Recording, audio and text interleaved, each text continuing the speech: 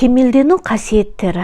Әлгінде айтқанымыздай, егер адам психикалық дамуының барысында бұдан да бұрынғы сатылық кезеңдердің бірінде балалық жасөспірім бозбала шақта қалып қоймаса, өзін ересек кемел кісі санап, мына сипаттағы қасиеттерді көрсете алады.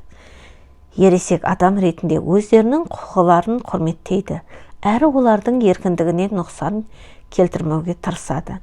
Өмір жолындағы қыруар құндылықтарды санасына емес сапасына қарай алады. Ересек адам қабілетті оқушы. Ол енді оқып, тоқи алады, нені үйренуді біледі. Сонымен бірге өзге адамдардың да алған білімі мен жиған тәжірибесін өз тірлігіне қолдана береді. Ол өзінің шығармашылық, әлеуметтік жасампаздықпен жүзеге асырады. Ол өзін дамытудың маңыздылығын түсінеді және бар зейінін тұлғалық қасиетін қанықтыруға ауған. Ол өзінің сапалық қасиеттерін теңдестірген. Ол икемді және бірбеткей емес. Оның бойында даналық нышаны бар. Ол жазмыштың бірлігін және өзінің ондағы орнын сезінеді. Азапты қалды азайта түсер нақты істерге жанашырлық көрсетуге тырысады. Оның өмір сүру аясы ауқымды, алуан текті. Онда шынайы құндылықтар жүйесі түзелген. Ол белсенді әрі ширақ. Ересек адам өмірден ләззат ала біледі. Өзін сүю деген жай ғана сөз емес, өмір сүрудің негізі. Оған еңбек ету, өз мүмкіндіктерін ашу тәсілдерінің бірі. Сондықтан ол тыным таппайды. Мақсатты түрде әрі рахаттана еңбек етеді. Ересек адам тән саулығының қадірін біліп, табиғаттың маңыздылығын түсінеді және денсаулығын баптауға уақыт бөліп таза ауада тынығады. Ерлі-зайыптылардың өзара қатынасы, соның ішінде жыныстық байланыс жасауы да оның тыныс тіршілігінің ажырамас бір бөлігі болып табылады. Жұбайлық өмір, отбасы, ұрпақ жалғастыру қамы оған жай әшейін жалпы мойындағы категориялар емес, өмір сүру салтының маңызды құндылықтары іспетті.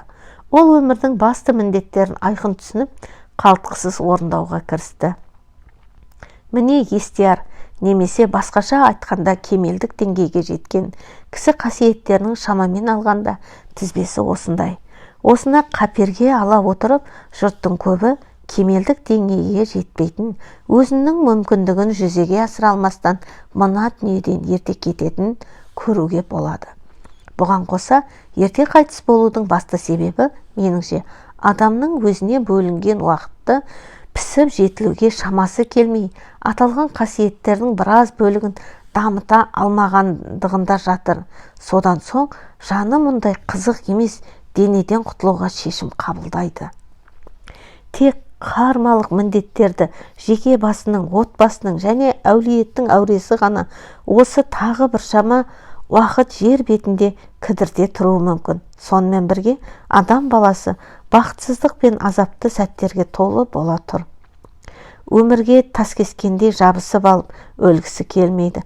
Шынында да мына тірліктегі әлденені өзгертуге еш мүмкіндігі қалмаған. Әбден қалжыраған қауқарсыз қарияның өзі де қиналып тума-тумыстарын да қинап сүйретіліп жүргендерін жиі көреміз.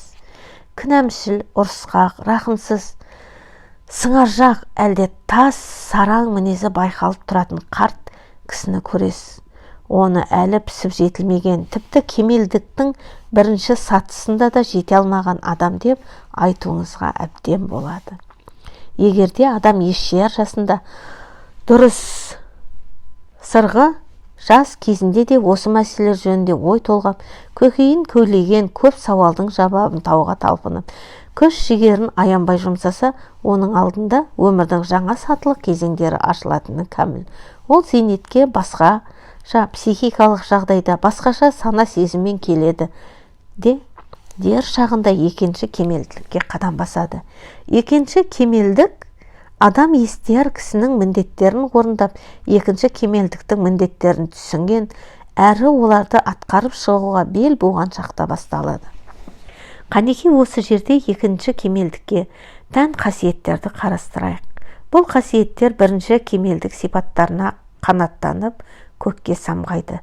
Екінші кемелдік сатысында бір сарынды қол еңбегі мен керек деген сөз ілесе жүретін іс-әрекеттердің мөлшерін азайта түскен абзал. Ойлап қараңызшы, біз керек деген желеумен мына тірлікте сірә қанша нәрсе істедік. Егер осынау керектің бәріне байыптай қарасаңыз, жалпы олардың бәрі түкке татымайтын нәрсе болып шығады. Иә, міне. Енді сіздің кемел жағдайыңыз керек және тиіс сөздерін ақылмен таразылап, сабырмен сараптауға мүмкіндік береді.